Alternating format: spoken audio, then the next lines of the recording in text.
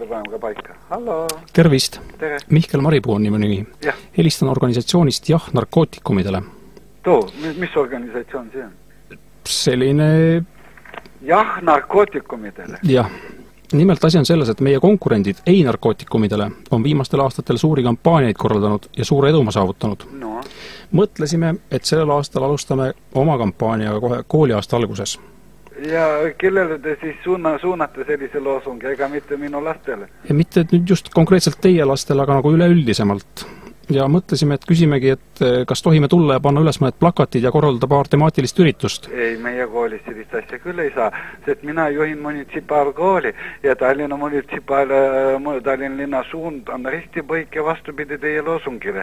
Nii et mina ei saa mitte kuidagi lubada oma kooli panna sellist loosungit, jah narkootikumi.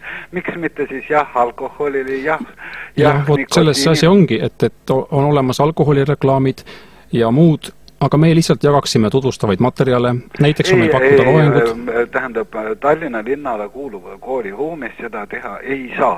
Ja mina kui munitsipaalkooli juht ei saa teile seda lubada. Ja ongi kõik, te peate minema teise linna või teise riiki. Loengud ütleksid seda, kuidas narkootikumid mõjuvad. Räägiks kuulsatest kirjandusteostest, mis on loodud narkouimas.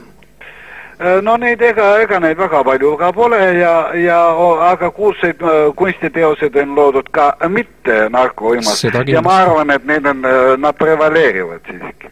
Aga keemiatunni praktikum, kuidas valmistada moonivederiku, bioloogias, kuidas kanepit kasvatada? Te eksisite adressaadiga, sest ma kordan teile, ma olen Eesti munitsipaalkooli juht ja ma ei saa oma koolis, sest ma maksa üldse pikemat rääkida. Aitäh, head aega. Olge terve.